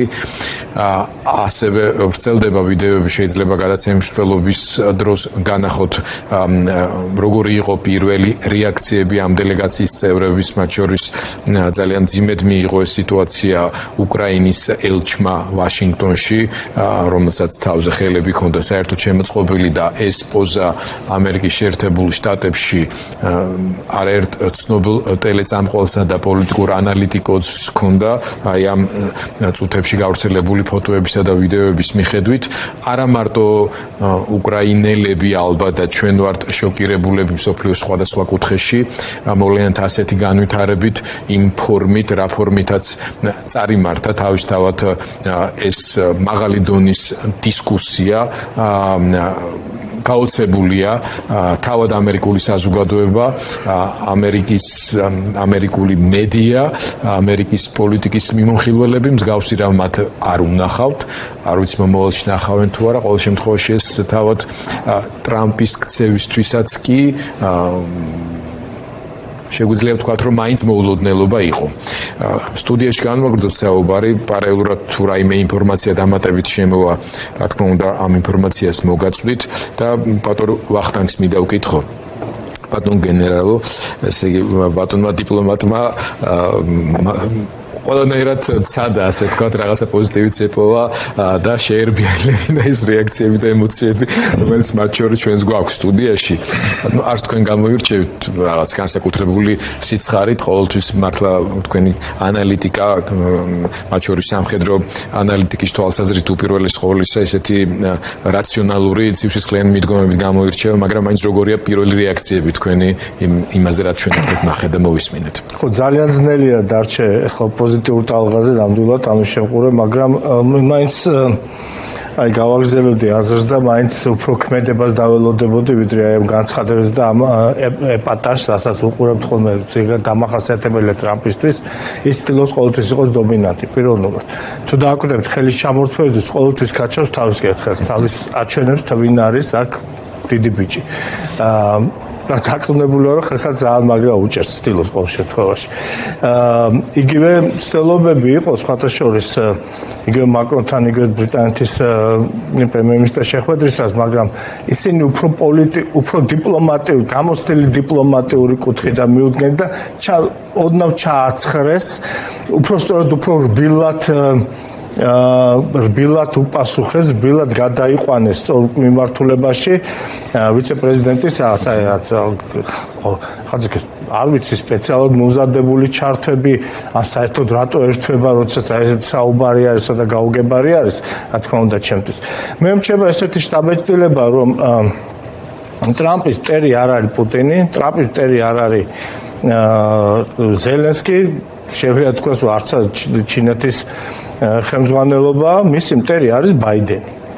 ჯერ კიდევ სულ ყველაფერს ებრძვის ბაიდენის არსებულ გადადგმულ ნაბიჯებს, პროექტებს, პროგრამებს, სულ ახსენებს წინა პრეზიდენტს, სულ ახსენებს რაც ცუდი იყო ის და ასე შემდეგ და ასე შემდეგ. ახლა იგივე 350 მილიარდისი არ იყოს, ახლა თვითონ აღმოჩნდა, რომ იქიდან 170-ია, იქიდან 170 მიღებული აქვს უკრაინას 70 რაღაცა თუ რაღაც დაახლოებით ესეთი რაოდენობა, დანარჩენი მანამდეც უკრაინამდეც კი არ არის მისული. და ეხლა აი ესეთ პირობებში ხო მე მაინც ვთვლი, რომ ეს ტრამპი იძულებული გახდა დაეცვა თავის კაბინეტის და თავისი ვიცე-პრეზიდენტის პოზიცია, რომ არ დაჩაგრულიყვნენ და მაინც დომინანტად გამოჩენილიყვნენ აი ამ შეხვედრის პირობებში. მე დარწმუნებული ვარ, რომ პირველი ვისაც უნდა აი ამ თავის ცეცხლის შეწყვეტა, ეს არის ტრამპი. ვინაიდან პიროვნულიდან გამომდინარე ის უნდა იყოს გამარჯვებული. იმას გაცხადებული აქვს აღნიშნული და მისთვის ეს უკვე მისი პირადი ღირსების საკითხია მიაღწიოს თავის გაცხადებულ მიზანს. სხვა შორის ის რაც განაცხადა მანამდე, ძალიან დიდი ვერცერთი ვერ შესრულდა ჯერჯერობით, ძალიან პათოსური განცხადებების მიუხედავად, მაგრამ ყოველ შემთხვევაში ამ შემთხვევაში ის ნამდვილად ეცდება, რომ რაღაცა აი ეს მიმართულება მაინც მიიყვანოს ბოლომდე და შემდეგ ამაყად განაცხადოს, რომ აი მე ვარ ადამიანი, რომელიც სოფლიოს მშვიდობა მოუტანა. მოდით ასეთ ვერსიას შემოგთავაზებთ. ზოგადად მოლაპარაკებების ხელოვნებაში ძალიან დიდი მნიშვნელობა აქვს, რომ წინასწარ შენ თვითონ არ შემოიზღუდო თავი, მათ შორის თარიღებთან მიმართებაშიც. ტრამპს ჰქონდა სერიოზული ამოცანა მოეგო შეერთებული შტატების საპრეზიდენტო არჩევნები და ამ რბოლაში ერთ-ერთი მთავარი დაპირება, რომელმაც ნაწილობრივ ალბათ იმუშავა კიდეც, იყო ის, რომ ის 41 დღეში დაამთავრებდა ომს და მიაღწევდა მშვიდობას. მას შემდეგ, რაც მას მოუწია კომუნიკაცია პუტინთან, შემდეგ შედგა უკვე ემირატებში შეხვედრა, საუდის არაბეთში შეხვედრა ლავროვსა და რუბიოს შორის. მას შემდეგ, რაც ჩვენ მოვისმინეთ ლავროვისგან ზუსტად 2 დღის წინ, როცა ფაქტობრივად ლავროვმა საფუძველი გამოვაცალა იმ ორ ბოძს, რომელზეც ტრამპი ამ სამშვიდობო შეთანხმებას აყრდნობდა, აყენებდა, ხო? ანუ პირველი ლავროვმა თქვა, რომ არსებული ცეცხლის ხაზზე ეს არ განიხილება, იმიტომ რომ რუსეთის ფედერაციის კონსტიტუციით ხალხის ნების გამოკითხვით რუსეთის ტერიტორიები დადგენილია კონსტიტუციით და ამ საომარ შეხების ხაზზე ეს არ არის და ჩვენ სხვა ტერიტორიებიც გვინდა, ეს ერთი. ტრამპი ამბობდა, რომ იქ სადაც არის უნდა გაჩერდეს და მთავარია რომ მშვიდობა და მერე დავიწყოთ მოლაპარაკებები. ანუ ლავროვი ვითხოვს, რომ ჯერ მოგვეცთ კიდე ის დამატებითი ტერიტორიები და მერე დავიწყოთ ასე ვთქვათ მოლაპარაკებები და მეორე რაზეც ისაუბრა ამ ზავის და უსაფრთხოების გარანტიების სამშვიდობო ხელშეკრულების დაცვის, რომ საერთაშორისო სამშვიდობო მისიები ამ შემთხვევაში პირველ რიგში გულისხმობდა, რომ ევროკავშირს ამაზე აწვევოდა პრინციპში ტრამპიც და ბრიტანეთსაც, რომ თქვენ აიღეთ მეტი პასუხისმგებლობა და ალბათ თქვენ თუ იზავთ ამას, იმათ თქვენს რომ ვიზავთ. ჩავიდა საფრანგეთის პრეზიდენტი თქვა ევროკავშირის სხვა ლიდერებთან კონსულტაციებით, რომ ამას გააკეთებდა. ბრიტანეთის პრემიერმაც აგრეთვე გამოვაცხადა, რომ ხმელეთზეც ვიქნები და თვითმფრინავებითაც ვზად რომ ვიყო წარმოდგენილებიო. ამაზე ლავროვმა თქვა, რომ გამორიცხულია პრეზიდენტმა პუტინმა თქვა მკაფიოდ, რომ არანაირი ევროკავშირის წევრი სახელმწიფოებისა და ნატოს წევრი სახელმწიფოების ჯარები, შენერთები ამ ტერიტორიაზე არ უნდა იყოს. მოკლედ რო ვთქვათ, ჩემი ვერსია კი არ არის, მაგრამ ესეც განხილვის საგანია. გამომდინარე იქიდან, რომ ტრამპი ხედავს, რომ რაიმე ტიპის სერიოზული გარღვევის მიღწევა შეუძლებელია. ხომ არ ეძებს ის დამნაშავეს იმისთვის და ხო არ აღმოჩნდა ამ შემთხვევაში დამნაშავე ზელენსკი და უკრაინელები, რომ ის ვერ აღწევს ამ შედეგს და რაღაც თვალსაზრისით ამ თამაშიდან გამოსვლა უნდა, იმიტომ რომ აი თავის პოსტში, რომელიც მიაყოლა უკვე ამ შეხვედრის დამთავრებას, ის ზუსტად იმას ამბობს, რომ ჩემი მიზანი იყო და არის მშვიდობის მიღწევა, მაგრამ თუ არ უნდათ, მოკლედ აი თქვენი აზრი როგორი არის? მე ვფიქრობ, რომ ძალიან დიდი შესაძლებლობა მოიქნება ამის მტკიცება, რომ დამნაშავე ამ კონფლიქტში არის ზელენსკი და შეთანხმების მიღწევაში ყველაზე დიდი წინააღმდეგობა არის უკრაინის პრეზიდენტი და უკრაინული მხარე. აქ ყოველთვის ძალიან ცხადია, რომ ერთადერთი აგრესორი თავდასხმელია რუსეთი, პუტინი და მისი პირველ განცხადები, რომელიც მან გააკეთა თავიდან, იყო განსხვავებული იმისგან, რაც ჩვენ მოვისმენთ 2 დღის წინ, რომ თავიდან შეცვალა პოზიცია და ისიც კი უარყო, რომ აროს არ მიწოდებია ზელენსკისთვის, ასე ვთქვათ, დიქტატორი და შემოატრიალა ყველაფერი. ძალიან რთულია პროგნოზირება იმისა, თუ რას ხედავს ის რეალურად გამოსავლად ამ სიტუაციაში, ძალიან რთულია იმის თქმა, რომ ამ შეხვედრის შემდეგ როგორ ხედავს ის, როგორ იქნება ამერიკის მონაწილეობა ამ პროცესში, ძალიან რთული წარმოსადგენია, მაგრამ პროცესი გრძელდება, მთავარი პროცესის, დავინახოთ ეს კიდევ ერთხელ პროცესი გრძელდება, ესე მარტივად არ ამგონია, რომ ამერიკამ დათმოს საკუთარი სურვილი, რომ იყოს მშვიდობის ყოფილი უკრაინასა და რუსეთს შორის, თუმცა გოდი ტექსტს აგიკითხავთ, რაც უკვე როგორც ჩანს ისევ ცხელგულზე, თუ არაც ხელცივზე, არ ვიცი, ყოველ შემთხვევაში ძალიან სწრაფად გამოაქვეყნა ამ შეხვედრის შემდეგ. ანუ ტრამპი წერს თავის ქსელში, დღეს ჩვენ ძალიან მნიშვნელოვანი შეხვედრა გვქონდა თეთრ სახლში, ბევრი რამ გახდა ცნობილი, რაც ვერასდროს იქნებოდა გასაგები ასეთი ზეწოლისა და დაძაბულობის გარეშე. გასაოცარია, რამდენი რამ გამომჟღავნდა ემოციის გავლენით და მივედი დასკვნამდე, რომ პრეზიდენტი ზელენსკი მშვიდობისთვის მზად არ არის. მზად არ არის ამერიკის ჩართულობით, რადგან მას მიაჩნია, რომ ჩვენი მონაწილეობა დიდ უპირატესობას აძლევს მოლაპარაკებებში. მე არ მინდა უპირატესობა, მე მინდა მშვიდობა. მან უპატივცემულობა გამოხატა შეერთებული შტატების მიმართ ჩვენს ძვირფას ოვალურ კაბინეტში. შეუძლია დაბრუნდეს მაშინ, როცა მშვიდობისთვის მზად იქნება, წერს ბატონი ტრამპი. მე მაინც რაღაც შთაბეჭდილება ამრჩება, რომ თან იტოვებს, მაგრამ თან რაღაცა ტიპის თავისი პასუხისმგებლობა, ანუ დანაპირების შეუსრულებლობით ბაზზე რაღაც ალიბების ჩამოკიდების მცდელობა ხომ არ არის. და უბრალოდ აი ამ პროცესიდან გარკვეული დისტანცირების მცდელობა, რომ აი წამყვანი მთავარი როლი არ ქონდეს, მაგრამ შემდეგ დავუშვათ, როგორც დასავლური სამყაროს მნიშვნელოვანი ნაწილი მაინც დახმარება გააგრძელოს. რა თქმა უნდა, თქვენ სცენარში, ჰიპოთეზაში, რა თქმა უნდა, არის ჭეშმარიტების მარცვალი. ლოგიკურად შეიძლება რაღაც გავსი იყოს, მაგრამ ჩვენ საქმე გვაქვს ტრამპთან. საქმე გვაქვს, მე მგონი აი ეს პირველადი ეს მოცემულობა, რაც მან გამოხატა, ეს არის ჩვენება იმისა, ვინაიდან ეს ძალიან სახალხოდ მოხდა და აჩვენებს, რომ მისი უპატივცემლობა გამოხატული ამერიკის მიმართ ეს არ იქნება მიუღებელი ამერიკული მხარისთვის და შესაბამისად წყდება ეს მოლაპარაკება.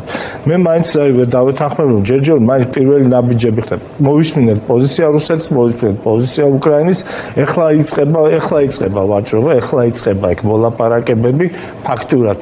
რეალობა არის შემდეგი, რუსეთსაც ჭირდება სულის მოთქმა, არ არის ისე, რომ რუსეთის ტანკების გამჩერებელი არავინ არ არის, უკრაინასაც რა თქმა უნდა ჭირდება სულის მოთქმა. პოლიტიკურად შეიძლება არც ერთი მხარე ამას არ ახმაურებდეს, მაგრამ რეალობა არის აი ესეთი. აი გარკვეული გამოხმაურებები უკვე მოდის თავად ამერიკელი პოლიტიკოსების მხრიდანაც და არ არის აუცილებელი მაინც ადამიანს გვარები ვასახელოთ, მაგრამ საგარეო ურთიერთობათა კომიტეტის თავმჯდომარე სენატის დღევანდელი საშინელი წარმოდგენა დონალდ ტრამპისა და ჯეი დივენსის მხრიდან სამარცხვინო და სრულიად არაამერიკული იყო. კიდევ ერთხელ მათ მხარი დაუჭირეს მკვლელთ ირანს, პუტინს, ჩვენი დემოკრატიული მოკავშირე უკრაინის წინააღმდეგ. მე ვუდგევარ გვერდში ზელენსკის და უკრაინის კეთილშობილურ ბრძოლას თავისუფლებისა და დემოკრატიისთვის.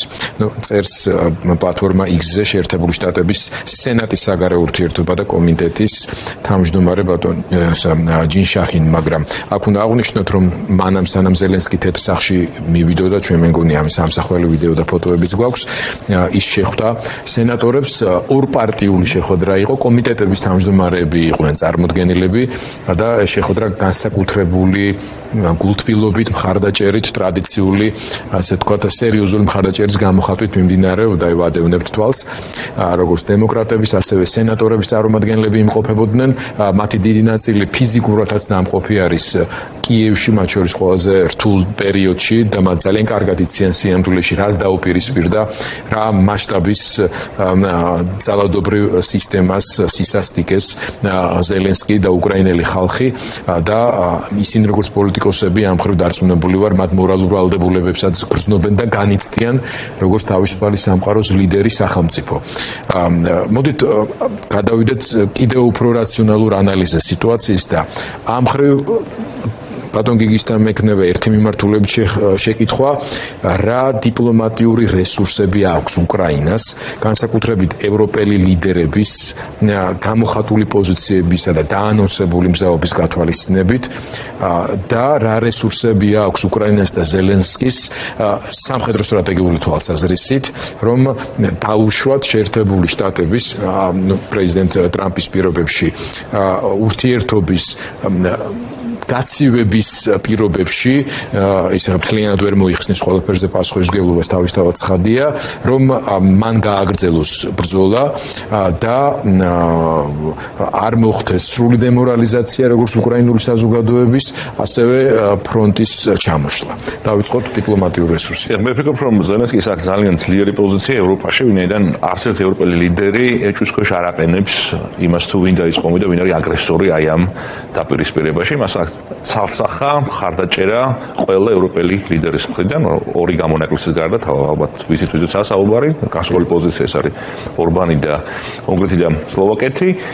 ასევე თქვენ ეხლა ისაუბრეთ, რომ ორპარტიული მხარდაჭერა, მას ასევე ზუსტად ესეთივე გაცხადებული მხარდაჭერა აქვს ორპარტიული ამერიკელი სენატორების მხრიდან. მე ვფიქრობ, ეს იქნება ასევე განსაზღვრული ფაქტორი მომდევნო ასე ვთქვათ, ბოლო გაგრძელების პროცესში ტრამპის პოზიციის ჩამოყალიბებაზე, იმიტომ რომ ძალიან უსმენს სწორედ სენატორების ხმას. ის მნიშვნელოვანია, ასე ვფიქრობ. კი, და გააგრძელეთ და დონალდ ტუსკი, პოლონეთის პრემიერ-მინისტრის პირველი გამოხმაურება, ძვირფასო პრეზიდენტო ზელენსკი და უკრაინა. ძვირფასო უკრაინელო მეგობრებო, თქვენ არ ხართ მარტონი. პირველი გზავნილია ევროკავშირის ერთ-ერთი ყველაზე მსხვილი და მნიშვნელოვანი სხვა შორის შეერთებული შტატების განსაკუთრებულად მეგობრული ქვეყნის პრემიერ-მინისტრის მხრიდან. თუმცა ძალიან ესეთი ხანმოკლე შეხვედრა გამოვიდა ტრამპთან, 5 წუთითაც არ შეხვდა პოლონეთის პრეზიდენტს რამდენიმე დღის წინ. პოლონეთი არის ქვეყანა, რომელსაც მიიღო 2.5 მილიონზე მეტი ხტოლული უკრაინიდან. პოლონეთი არის სრულიად ასე ვთქვათ, პირდაპირ სამიზნე, შემდეგი სამიზნე რუსეთის, იმ შემთხვევაში თუ უკრაინას რაღაც ჯვარი წერია მოუვა, პოლონეთს ყველაზე კარგად ისმის თუ რა საფრთხის წინაშე დგას მთელი ევროპა, ეხლა მიმდინარე დაპირისპირება. მე მიმაჩნია, რომ ის განცხადება, რომელიც ჩვენ მოვისმენთ ევროპელი ლიდერების მხრიდან, გასული კვირების მანძილზე ცალსახად ცხადყობს იმას, რომ ევროპა გააგრძელებს ერთმნიშვნელოვნად უკრაინის მხარდაჭერას და კიდევ უფრო გაზრდის იმ რესურსებს, რომელსაც იღებს როგორც სამხედრო თვალსაზრისით, ასევე საერთაშორისო თვალსაზრისით. ძალიან საინტერესო მერცის ახალი ფედერალური კანცლერის გერმანიის განცხადება, რომ მან თქვა, ჩვენ დავიფიქროთ რაღაც ევროპული უსაფრთხოების გაძლიერებას, ვფიქრობ ცოტა ნაადრევი ახლა ამაზე საუბარი, ვინაიდან არ შეიძლება ნატოს ფაქტორის გამორიცხვა ჯერჯერობით ამ ეტაპზე, ვფიქრობ არამართებული იქნება, იმიტომ რომ ნატო შუაგად ჩამოყალიბებული მექანიზმით ტრანსატლანტიკური უსაფრთხოების უზრუნველყოფს, ეხლა პირდაპირ გადართვა და რაც ახალი მექანიზმი შემოთავაზება, ეს სწრაფად ვფიქრობ რომ არ გამოვა და არც იქნებოდა მართებული, მაგრამ ევროპა უკვე სერიოზულად განიხილავს რაღაცა ცალკე ამერიკისგან დამოუკიდებელი უსაფრთხოების ხოლგის შექმნას ევროპის კონტინენტზე, რომელიც თავისუფლად იქნება განსაზღვრული, განსხვავებული იქნება მიზანმიმართული იმისკენ, რომ დაიცვას ევროპული ქვეყნების უსაფრთხოება. მათ შორის საინტერესო იყო თურქეთის პრეზიდენტის შეთავაზება ჯერჯერობით თურქეთის მზადთან ჩააყენა. გუშინ ასევე შეხვდა, რამდენიც გავცელა ინფორმაცია, გუშინ ასევე რუსეთი და რუსული და ამერიკული დელეგაციები შეხვდნენ ერთმანეთს თურქეთში, სტამბოლში. დიპლომატიური მისიების ესეც საუბარი, მაგრამ საინტერესო იქნება რომ განვაგრძელოთ განსაკუთრებით თქვენ დაიწყეთ საუბარი თავად შეერთებულ შტატებში პოლიტიკური ისტაბლიშმენტის საზოგადოების განწყობების როლზე პრეზიდენტ ტრამპისა და მისი ადმინისტრაციის ქცევის კორექტირების კუთხით. ეს ამ თემაზე მინდა რომ შემდეგ მოგიბრუნდეთ და გავაგრძელოთ და მანამდე აი ბატონ ვახტანგს ვესაუბრო სწორედ აი რესურსებზე, წინააღმდეგობის რესურსებზე და ამ ხრივ მთლიანად არ წავიკითხავ ამის ტირაჟირებაც კი არასერიოზული და სამარცხვინოა, მაგრამ მაინც ყოფილი პრეზიდენტი მედვედევის კომენტარი, რომელიც უშრობის საბჭოს მდივნის მოადგილის თანამდებობაზე, ახლა თუ არ ვშტები რუსეთის ფედერაციის, ძალიან ბედნიერია იმით, რაც მოხდა და ხარობს, მაგრამ რო გადავთარგმნო ახლა რუსულიდან პირდაპირ უმადურმა ღორმა მიიღო ძლიერი წამორტყმა საღორის უფროსისაგან ხაზიანი. ეს ძალიან სასარგებლოა, მაგრამ ცოტაა. საჭიროა და აქ არის მთავარი გზავნილი, საჭიროა სამხედრო დახმარების შეწყვეტა ნაცისტური მანქანისთვის. ეს არის პირველი საპასუხო გზავნილი რუსეთის ფედერაციიდან. ხო, ეს გზავნილი ალბათ დალევამდე იყო თუ დალევის შემდეგ ეს ალბათ ძირითადი გასარკვევი მედვედევის მხრიდან, მაგათ მას გაჩერება ნამდვილად არ გეს. ხო, არის, მაგრამ ზოგიერთი სიფხიზლეშიც და არა მარტო მოსკოვში როგორც ჩანს არანაკლებს აშავებს თავის გამონაკლისს. მე პირველ რიგში მინდა კიდე დაუბრუნდე იმ საკითხს, არ მგონია ამერიკა დათანხმდეს იმას, რომ თავარი მოთამაშე აი ამ მიმართულებში გახდეს ევროპა. ის თავის პოზიციას ესე მარტივად არ დათმობდა, კვლავ შეეცდება გააგრძელოს თავისი რაღაც დომინირება აი ამ მიმართულებას. ეხლა რაც შეეხება უშუალოდ რესურსებს, ომის გაგრძელების რესურსებს, პირველი ამერიკის დახმარება გაგრძელდება 2026 წლამდე. ის რომელიც ხარ მოგწერილია, ესე არ ხდება რომ დაკონტრაქტებულია, უზრუნველყოფილია. იმავე წუთში ხდება ეს ყველაფერი, ეს თანდათან მიიღებს უკრაინა, მიიღებს ამერიკულ დახმარებას 2026 წლამდე. ერთი. მეორე, გაცილებით იზრდება ევროპის როლი უკრაინის დახმარებაში, ეს თვალსაჩინო არის და ჩემს აზრით ევროპას ეძლევა რაღაც ისტორიული მომენტი, რომ ისე დაიკავოს ის პოზიცია სოფლიო უსაფრთხოების სისტემაში, რაც მას ისტორიულად ეკავა. შეიძინოს გეოპოლიტიკური სუბიექტურობა. აბსოლუტურად. რომლის დაკნინება სხვათა შორის არა მარტო ევროპის ასე თქვა ინერტულობით, არამედ თავად შეერთებული შტატებისა და მეორე მსოფლიო ომის კონიუნქტურის შედეგი იყო საბოლოო ჯამში, ხო იმ მომენტში? ხო, ზოგადად. თუმცა ისე საქმელად ეხლა ეს არ დახმარება ამერიკის არ დახმარება ძალიან დიდი თანხების დანაკარგი იქნება ამერიკისთვის. ეს არ ხდება უფასოდ ამერიკის დახმარება. მეორე მსოფლიო ომის შემდეგ ლენდლიზის თანხებს ინგლისი მეგონი 2006 წლამდე უბრუნებდა ამერიკას. ასე რომ ესე არ ხდება რომ ის იარაღი რომელსაც აწვევს ამერიკა იმას ყიდულობს ევროპა ამერიკაში და ეს თანხად ისევ ამერიკაში ტრიალდება. ასე რომ ამის დაკარგვაც ესე მარტივად ალბათ არ იქნება. ეხლა რაც შეეხება უშუალოდ ევროს შეუძლია თუ არა ევროპას ჩაანაცვლოს სრულად ამერიკა, რთულია. ძალისხმევას მოითხოვს ევროპისგან, მაგრამ შესაძლებელია. როდესაც საუბარი არის გერმანია, რომელიც არის მზად რომ გააორმაგოს თავისი შინაგანი პროდუქტის თავდაცვის ბიუჯეტი, გააორმაგოს თავდაცვის ბიუჯეტი, ეს იქნება ძალიან დიდი შესაძლებლობა გერმანიის წარმოიდგინეთ აქამდე დღემდე ხარჯავდა მხოლოდ 1.რაღაც%. როცა ბრიტანეთი პირველად იძახის, რომ პირველად გაზდის თავის ბიუჯეტს მეორე მსოფლიო ომის დროს ბიუჯეტის დონემდე, ესე ძალიან მნიშვნელოვანია, ეს ძალიან დიდი თანხები და ძალიან დიდი შესაძლებლობა.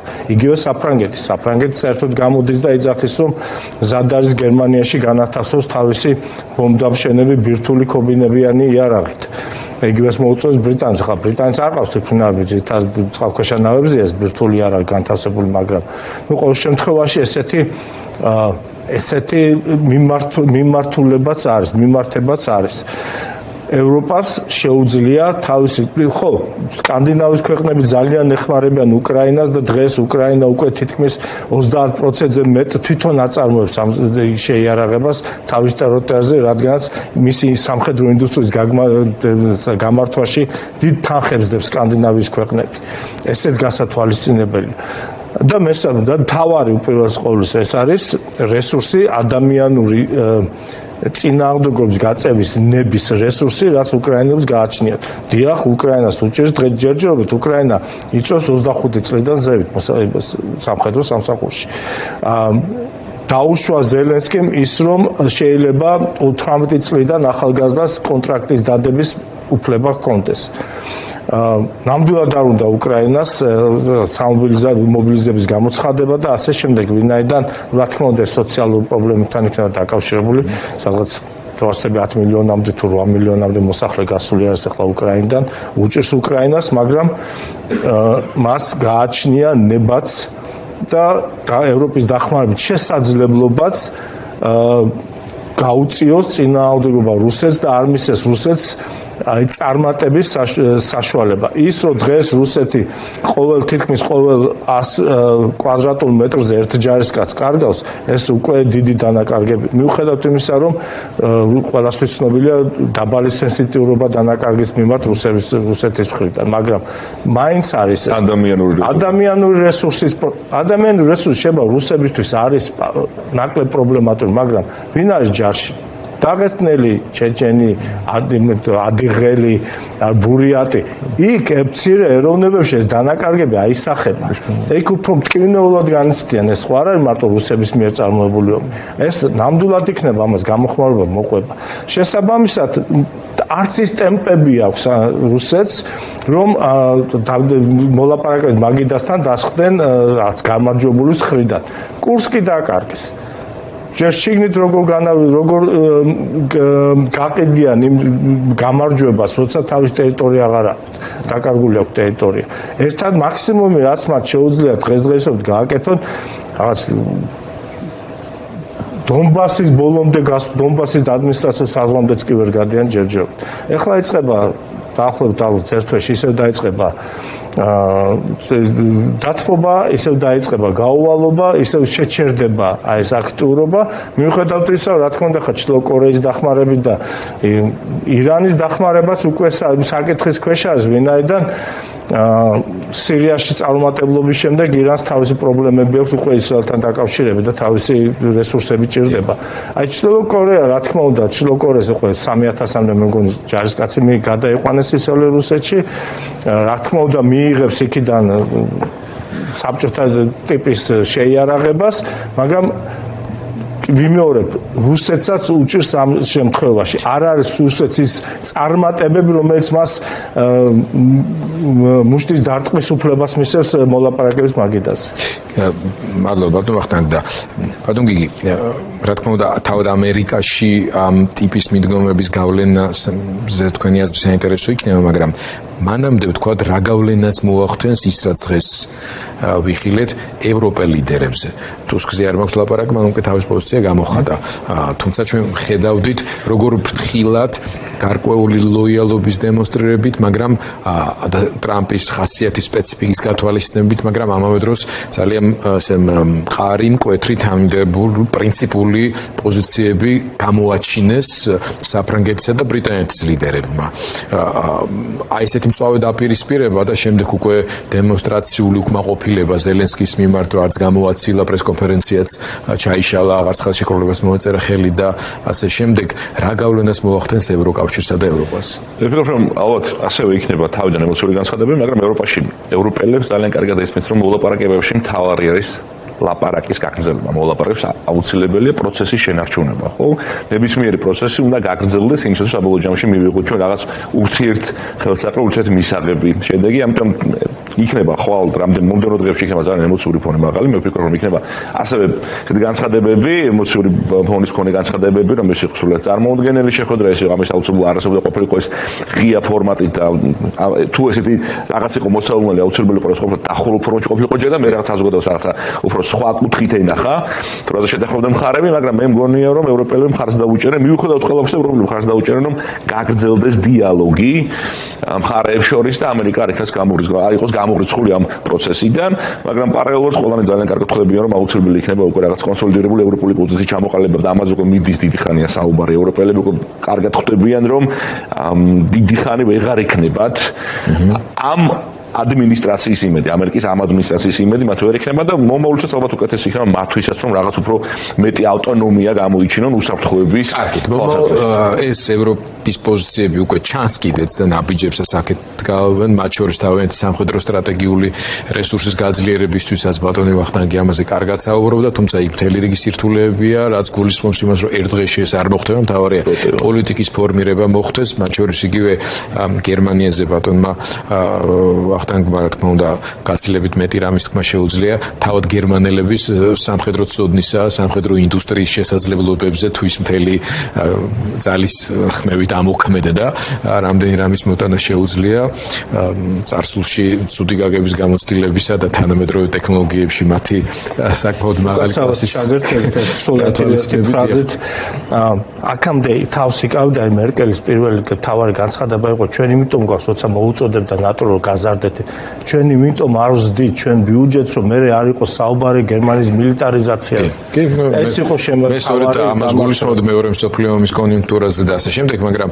იქა ძალიან ბევრი ადგილობრივი პოლიტიკური ნიუანსი იქნება გათვალისწინებული ხა მათ შორის იმისთვის რომ ეს ინდუსტრია გადავიდეს ასეთ აქტიურ მოქმედებას მას სჭირდება მეტი ენერგია ენერგეტიკული პოლიტიკის თვალსაზრისით გერმანიის ამ კანცლერს დახვდა ძალიან რთული მემკვიდრეობა ატომური ელექტროსადგურები გათიშულია ხო ამ წვანი ენერგიის პოლიტიკის გადამკიდე საფრანგეთს ამაგერო დაამხრივ ყველაფერი იმაზე მეტი აქვს ვიდრე შეიძლება ჭირდება კიდეც და რა თქმა უნდა ერთმანეთის შესაძლებლობებისა და რესურსების შევსებით საერთო პოლიტიკის გათვალისწინებით ეს არათუ შესაძლებელია ალბათ ყველაზე კარგად გამოუვათ ვიდრე რომელიმე ორგანიზებულ რეგიონს დედამიწის ზურგზე ევროკავშირს ბრიტანელებთან ერთად მაგრამ ეს ნიშნავს იმას რომ რაღაც ხარჯები უნდა მოაკლდეს სოციალურ ხარჯებს ასე შემდეგ და ასე შემდეგ თუმცა და რადიკალური ჯგუფებისა და ფლანგების გააქტიურება შეიძლება შეუწყოს ხელი აქ უკვე არჩევნები დემოკრატიული პროცესი და ასე შემდეგ ანუ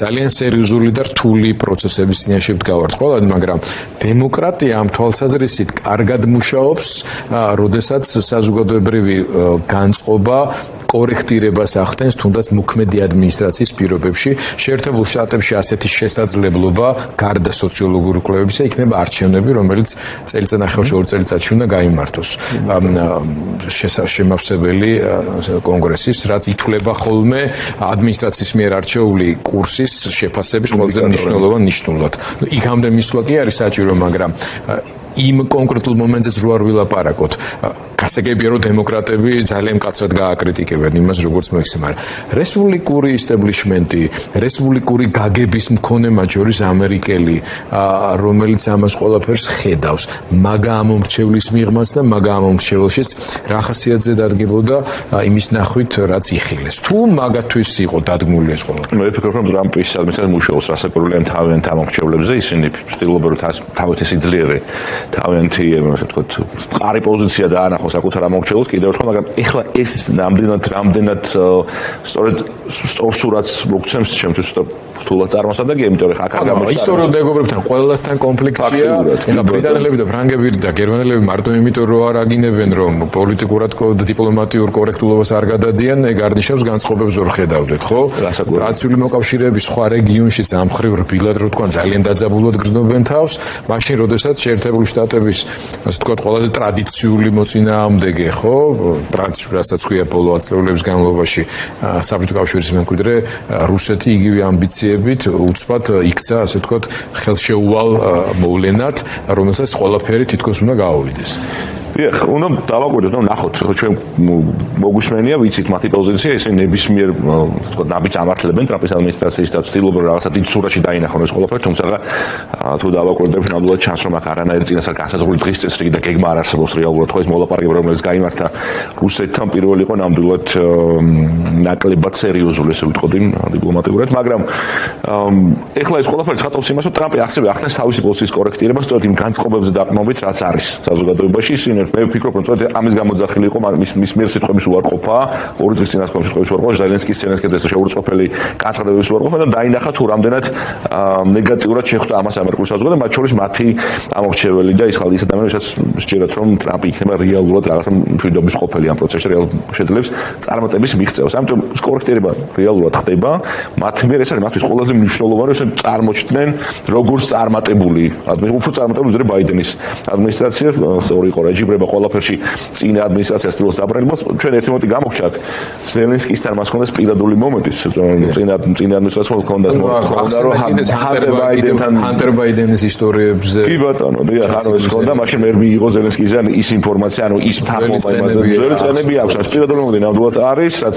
რისი გამორიცხვაც არ შეიძლება, მაგრამ ყველაფერს და მიუხედავად მას ჭირდება ეხლა სწორედაც აი მისი ბირთვის შენარჩუნება, მხარდამჭერების შენარჩუნება, რაც კიდევ ჯერა, რომ ტრამპი და მისი ადმინისტრაცია შეძლებენ რეალურად მშვიდობის მიღწევას რუსეთსა და უკრაინას შორის და რაღაცა ფორმით ამ კონფლიქტის გადაჭრას ან შეწყვეტას.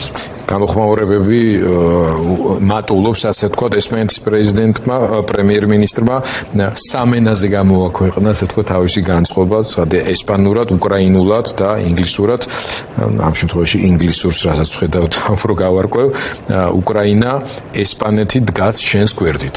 ანუ კაფე მხარდაჭერა. კაფე მხარდაჭერა. მაკრონის განცხადებაც გვაქვს აქვე, ახლავე მაკრონის განცხადებასაც გაგაცნოთ და მეხუთე პრეზიდენტ სალომე ზურაბიშვილსაც, ასე ვთქვათ, გაუკეთებია განცხადება თუ კომენტარი პლატფორმაზე. ესე იგი პირველად როცა მომიცი არაბოდიში ჯერ მაკრონი რადგან ვახსენე რუსეთი აგრესორია ხოლო ხალხი რომელიც ამ აგრესიას საკუთარ თავზე გრძნობს უკრაინელები არიან წერს საფრანგეთის პრეზიდენტი რაც შეეხება მეხუთე პრეზიდენტ სალომე ზურაბიშვილს პირველად როცა მომიწია მოლაპარაკება დამოუკიდებლად გამემართა მრავალი წლის წინ უფრო გამოცდილმა კოლეგამ მასწავლა საფუძვლები ნებისმიერი ნაბიჯის უფლება გაქვს მაგრამ არასოდეს დაამცირო შენი კოლეგა, ანუ მოლაპარაკებების სხვა სუბიექტ კოლეგა. უნდა იფიქრონ მათ, ვისაც სურს მშვიდობის მყოფელად აღიქვან.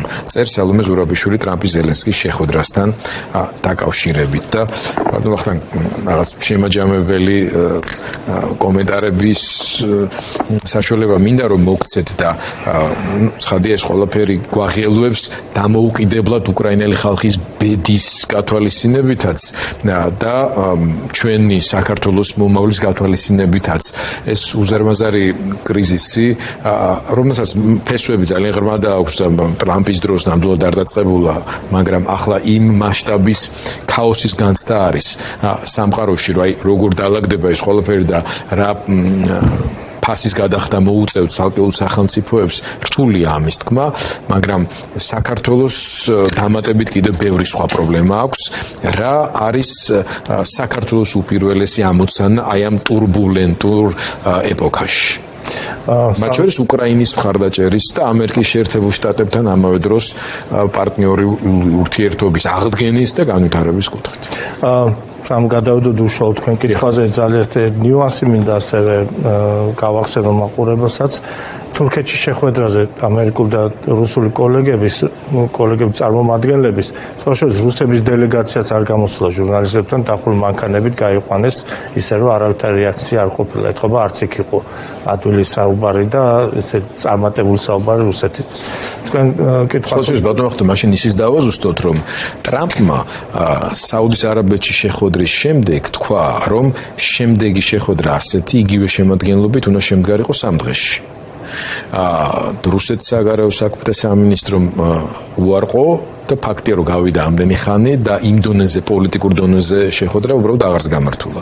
ეს იყო კიდევ უფრო ქვედა დონეზე საგარეო საქმეთა სამინისტრობის დონეზე. აბსოლუტურად მართალი ბრძანდები და მე აბსოლუტურად არ გამიკურდება რომ ეს დღეს გამოვიდეს ხვალანზე გამოვიდეს ბატონი პრეზიდენტი და ამერიკის პრეზიდენტი და განაცხადეს რომ ეს იყო ძალიან მნიშვნელოვანი შეხვედრა სადაც მოხდა გაცვლა ჩვენი აზრების და გამოიხატა და აი ამის შემდეგ უკვე ჩვენ გადავდგამთ უკრაინის ხარებს ზად არის და ჩვენ ზად დავართ რომ გავაგზავნოთ ასე შემდეგ და ასე. მე ყოველ შემთხვევაში ოპტიმისტი ვარ ბუნები და რატომღაც ესე მჯერა რომ ესე გაგრძელდება. რაც შეეხება საქართველოს, რა თქმა უნდა საქართველოს უნდა იყოს მაქსიმალურად ყურადღებიანი, აქტიური და მაქსიმალურად უნდა იყოს იმ მხარეს, მართა მხარეს, უნდა საქართველოს უნდა ფიგურირებდეს ქვეყანა, რომელიც ევროპასთან ერთად, ევროპის მოწინავე ქვეყნებთან ერთად ხარს უჭერს უკრაინას, მისთვის ნათელია რომ აგრესორი არის რუსეთი, ნათელია რომ უკრაინა იცავს სოფლიოს და იცავს ევროპას, აი ამათთან ერთად უნდა იყოს საქართველოს, აი ამ ქვეყნებთან ერთად უნდა იყოს საქართველოს, რა თქმა უნდა ძალიან დიდი სურვილი გვაქვს ეს იგივე ნატოს მიმართულება იქნება თუ შავი ზღვის რეგიონში რაღაც უსაფრთხოების სისტემებში აქტიური ჩართულობა იქნება, რაც უფრო მეტი აქტიურობა იქნება ჩვენ მხრიდან მით უკეთესია, მაგრამ ეს არის ხაზი, უნდა იყოს საქართველოს ვექტორი, უნდა იყოს ეს ჩვენ ვართ ევროპასთან, ჩვენ ვართ სიმართლის ხაზი. ბატონ გიგი, თქვენ რამდენიმე სიტყვით შევაჯამოთ და დიახ, მე ვფიქრობ, რომ საქართველოს მიმართებით სიტუაცია ძალიან ცხადია. ჩვენ ამჟამად ვიყოფით ახლა უმძიმეს პოლიტიკურ კრიზისში. საქართველოს ყავს არაღიარებული ხელისუფლება, საქართველოს ყავს სანქცირებული ხელისუფლება, საქართველოს ყავს პოლიტიკური ჯგუფი, მართლაც პოლიტიკური, რომელიც იჩემებს ხელისუფლებას. შესაბამისად, აქ ვფიქრობ, რომ უპირველეს ყოვლისა ალბათ იქნება ეს პრობლემა იქნება გადასაჭრელი, იქნება ხალხის აზრი უნდა გაითვალისწინოს ნებისმიერმა პოლიტიკურმა მოთამაშემ, რომელსაც უნდა რომ რაღაცა ფორმით მიიღოს ლეგიტიმაცია უცხო ქვეყნის შენით, ასევე ქვეყნის გარეთ. ამ ეტაპზე ჩვენ გვაქვს სულესო ამოსანები, ადამიანები 93 დღეა დღეს თუ ორსტები დგანან სიცივეში, აპროტესტებენ იმ გადაწყვეტილებას, რომელიც მიიღო პოლიტიკური პარტია ქართულმა ოცნებამ, არ გაუგებრია ვისის სახელით, საქართველოს მოსახლეობის აბსოლუტურ უმრავლესობას მათთვის ეს მანდატი არ მიუცია, რომ შეეწყვიტათ ჩვენი ქვეყნის წინსვლა ევროპისკენ და დასავლეთისკენ და ამიტომ ვფიქრობ, რომ ამ ეტაპზე საქართველოს ჭირდება სრულიად სხვა კარდინალურად განსხვავებული რეალობა, ახალი არჩევნები, უკანონო დაპატიმრებულ ადამიანებს გამოშვება და დაბრუნება ევროპასთან ჩვეულებრივი ურთიერთობების ფორმატში. მოკლედ ჩვენი ბრძოლა გვაქვს, რომელიც უნდა გავაგრძელოთ და ეს ბრძოლა აუცილებლად გამარჯვებით დამთავრდება თავისუფალ სამყაროსთან ერთად. ჩვენ ახლა რეკლამაზე უნდა გავიდეთ, ბატონ ვახტანს და ბატონ გიგის ვეუბნები დიდ მადლობას. რეკლამის შემდეგ ვისაუბრებთ საქართველოში სტიქიაზე, ვისაუბრებთ დაზარალებულ ადამიანებზე, გავიგებთ ბოლო ინფორმაციას ამ მხრივ ყველაზე დიდი პრობლემების მქონე ქართული რეგიონებიდან და ასევე გავესაუბრებით ადამიანებს, რომლებიც როგორც მოხალისეთა დონეზე, ასევე სხვა ტიპის მხარდაჭერის ნაწილში აქტიურად არიან ჩართული ამ პროცესში, ასევე მოусვენ ჰიდროლოგ სპეციალისტს, რომელიც გვეტყვის რა ძირითადი საფრთხეებია უკვე ამ ეტაპზე, როდესაც სტიქიის ძირითადმა ფაზამ თითქოს გადაიარა განაგრძელ ფორმულას უნება.